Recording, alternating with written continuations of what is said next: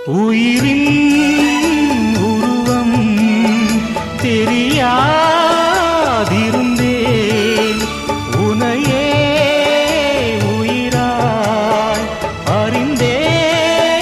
தொடர்ந்தே வானம் நிலவு போலவே மலரும் மனமு போலவே கடலும் மலை போலவே என்றும் வாழ வேண்டுமே உண்மை அன்பு ஒன்றுதான் இன்பக் காதலில் என்றும் வாழ்ந்திடும் இனிய சீதனம் காதல்